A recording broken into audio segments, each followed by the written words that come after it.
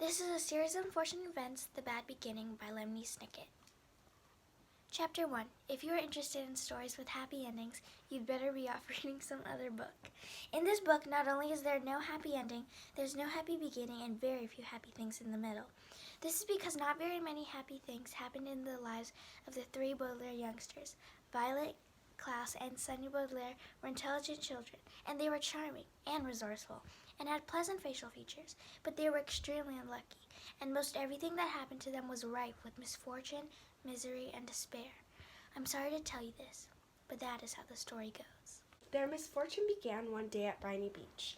The three Baudelaire children lived with their parents in an enormous mansion at the heart of a dirty and busy city, and occasionally their parents gave them permission to take a rickety trolley. The word rickety, you probably know, here means unsteady or likely to collapse, alone to the seashore, where they would spend the day as a sort of vacation as long as they were home for dinner. This particular morning it was gray and cloudy, which didn't bother the Baudelaire youngsters one bit. When it was hot and sunny, Briny Beach was crowded with tourists, and it was impossible to find a good place to lay one's blanket. On gray and cloudy days, the Baudelaires had the beach to themselves to do what they liked. Violet Baudelaire, the eldest, liked to skip rocks. Like most 14-year-olds, she was right-handed, so the rocks skipped farther across the murky water when Violet used her right hand than when she used her left. As she skipped rocks, she was looking out in the horizon and thinking about a new invention she wanted to build. Anyone who knew Violet well could tell she was thinking hard because her long black hair was tied up in a ribbon to keep it out of her eyes. Violet had a real knack for inventing and building strange devices, so her brain was often filled with images of pulleys, levers, and gears. She never wanted to be distracted by anything as silly as her hair.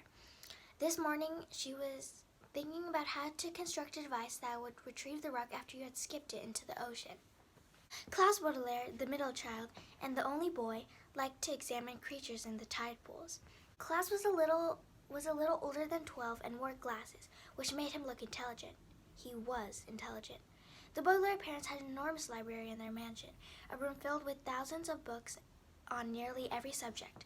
Being only 12, Klaus of course had not read all of the books in the Baudelaire library, but he had read a great many of them and had retained a lot of the information from his readings.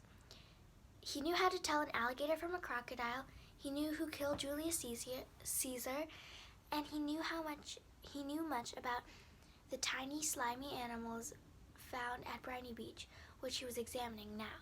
Sunny Baudelaire, the youngest, liked to bite things. She was an infant and very small for her age, scarcely larger than a boot. What she lacked in size, however, she made up with the size and sharpness of her 4 teeth. Sunny was at an age where one mostly speaks in a series of unintelligible shrieks, except when she used a few actual words in her vocabulary, like bottle, mommy, and bite. Most people had trouble understanding what it was that Sunny was saying. For instance, this morning, she was saying gack over and over, which probably meant, look at that mysterious figure emerging from the fog. Sure enough, on the shore of Briny Beach, there could be seen a tall figure striding toward the Baudelaire children. Sunny had already been staring and shrieking at the figure for some time when Klaus looked up from the spiny crab he was examining and saw it too. He reached over and touched Violet's arm, bringing her out of her inventing thoughts. Look at that, Klaus said, and pointed toward the figure. It was drawing closer, and the children could see a few details. It was about the size of an adult, except its head was tall and rather square. What do you think it is?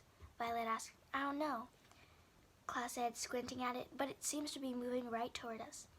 We're alone at the beach, Violet said a little nervously. There's nobody else it could be moving toward. She felt the slender, smooth stone in her left hand, which she had been about to try to skip as far as she could. She had a sudden thought to throw it at the figure because it seemed so frightening. It only seems scary, Klaus said, as if he was reading his sister's thoughts, because of all the mist.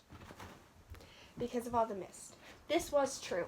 As the figure reached them, the children saw with relief that it was not anybody frightening at all, but somebody they knew, Mr. Poe. Mr. Poe was a friend of Mr. and Mrs. Baudelaire, whom the children had met many, many times at dinner parties.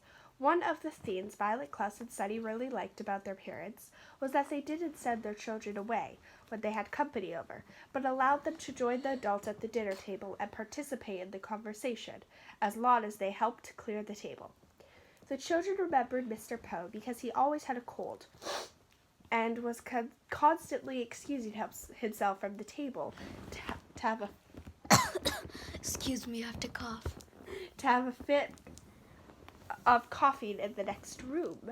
Mr. Poe took off his top hat, which had made his head look large and square in the fog, and stood for a moment, coughing loudly into his white handkerchief. Violet and Klaus moved forward to shake his hand and say, "How do you do?"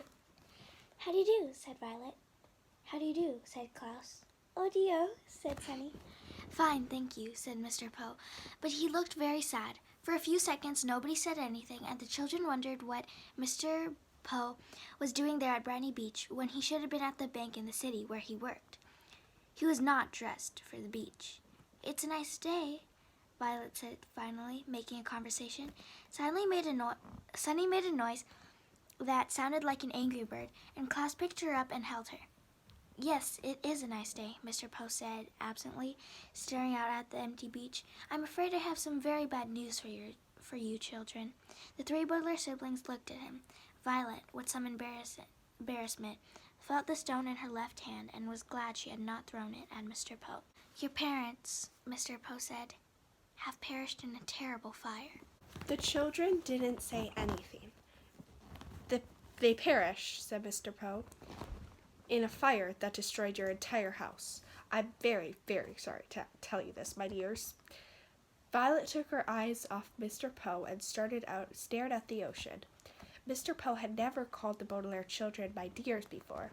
She understood the words he was saying, but thought he must be joking, playing a terrible joke on her and her brother and sister. "Perished," Mr. Poe said, "means killed." "We know what the word perished means," Klaus said crossly. He didn't know what the word perish meant, but he was still having trouble understanding exactly what it was that Mr. Poe had said. It seemed to him that Mr. Poe must somehow have misspoken. "The fire department arrived, of course," Mr. Poe said, "but they were too late. The entire house was engulfed in fire. It burned to the ground." Klaus pictured all the books in the library going up in flames. Now he'd never read all of them. Mr. Poe coughed several times into his handkerchief before continuing. I was sent to retrieve you here, and to take you to my home, where you'll stay for the time while we figure things out. I'm the executor of your parents' estate.